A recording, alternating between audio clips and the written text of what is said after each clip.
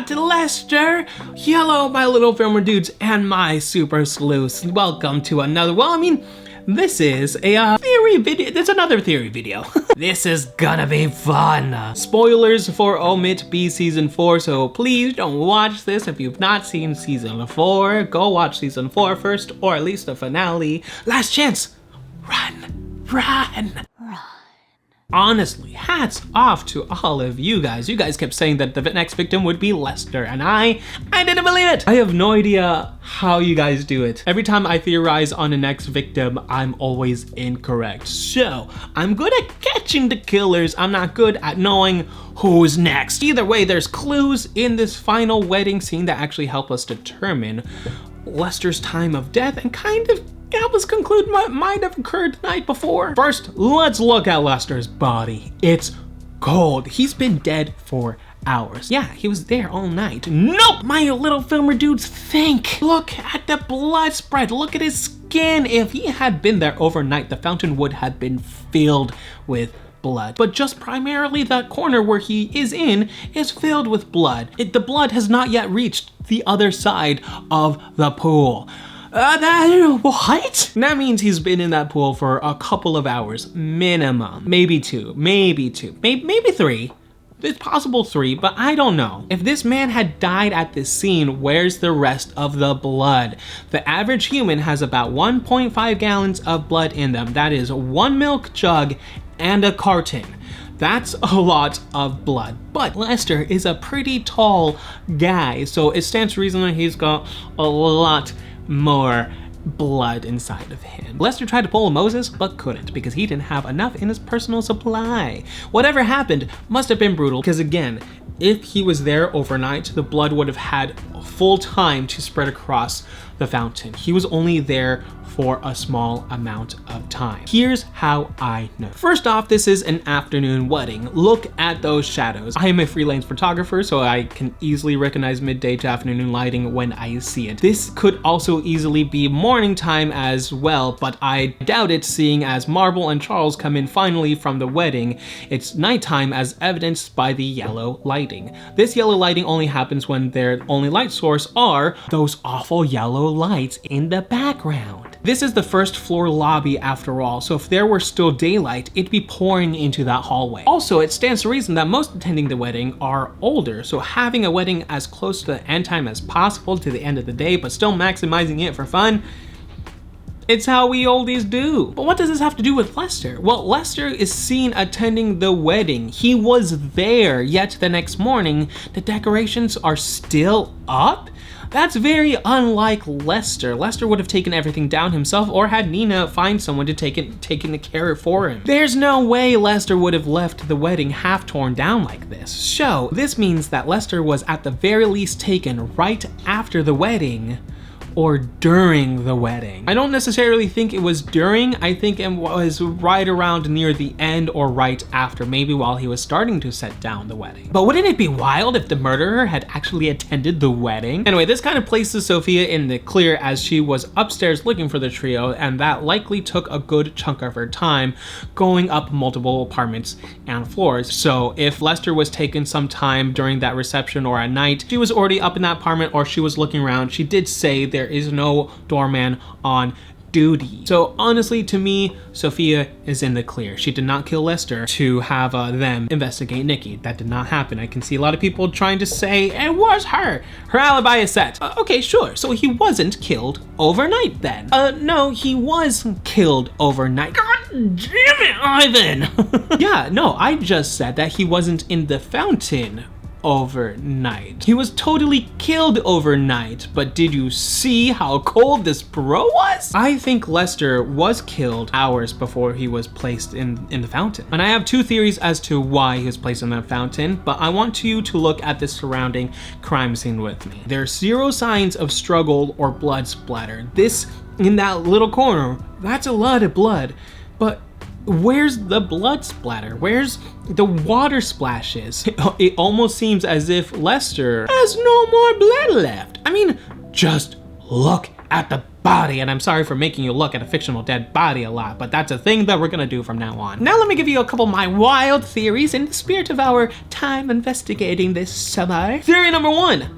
Uma did it. Look at Uma for a second. There was a lot of heavy emphasis on her this season that I found odd. She was completely against the OMITB movie from happening in her building, and in episode 6, Uma pointed out the cameras being installed and she was upset that there was a lack of privacy since people kept getting murdered inside the building. Ugh.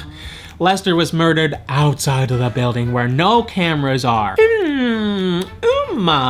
Also, she comes in after Sophia comes out of the elevator. The way she came out seems more of curiosity. Again, notice her movements. Slower, they're smaller, they're tighter, like ashamed or nervous than anything. Why was that? Does Uma know something? I mean, Uma could know something that no one else could, but why would Uma kill Lester? Uma being the big bad of the season kinda makes sense because she didn't like the OMITB crew at all, ever, from the very beginning. She wanted them to stop doing the OMITB podcast as well, and what do we already know about Uma? She's a kleptomaniac, she's a hoarder, and she doesn't like change. I don't think she's a big bad though. I think the big bad and Lester might actually be, or if Uma killed Lester, then the big bad will be somebody else.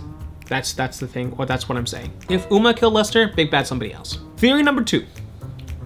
Everyone did it. Could the final season finally be the season where everyone is a murderer? I mean, what a weird emphasis on Howard being alone, not having any friends, and Uma, this, like we discussed this season. And in season 1, we did see how Uma and Howard can be buddy-buddy.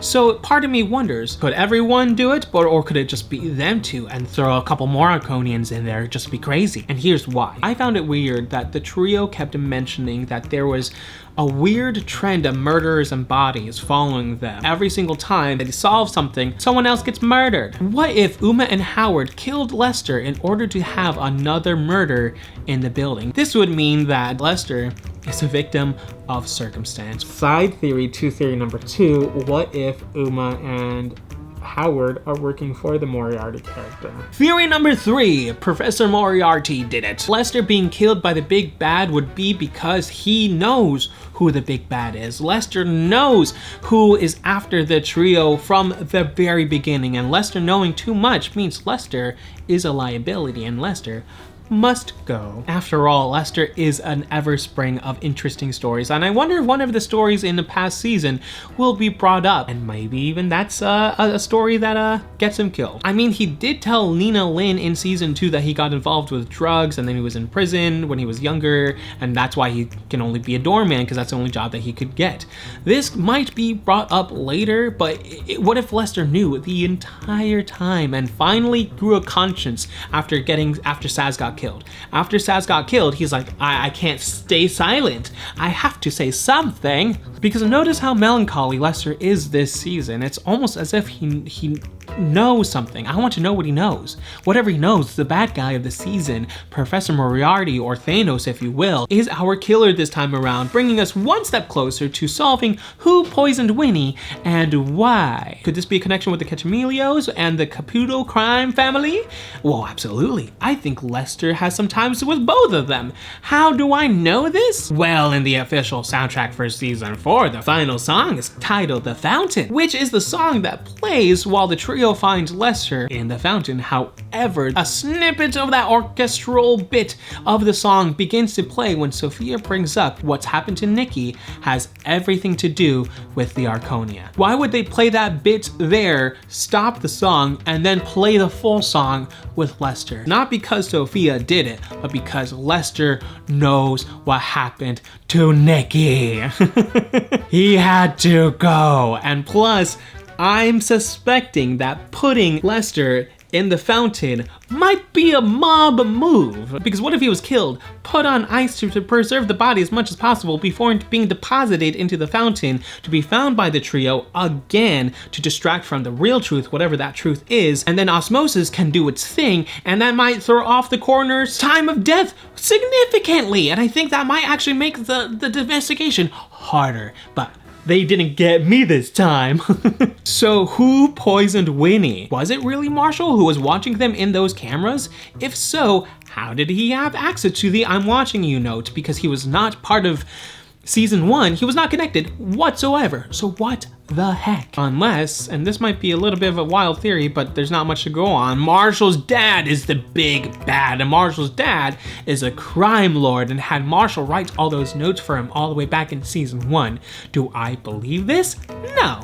Too many plot threads, but it's viable, so it kind of exists. I do believe we're finally gonna get answers in season 5, so if you're angry we didn't get those in season 4, don't worry, they are on their way. But that is it. That is my theory for Lester for season 5. Let me know what you think. Who do you think killed Lester? Why do you think they killed Lester? Let's try to see if we can figure it out in the comments below. Thank you for joining me on this OMITB journey. It was great. It was wonderful, and I had a glorious time.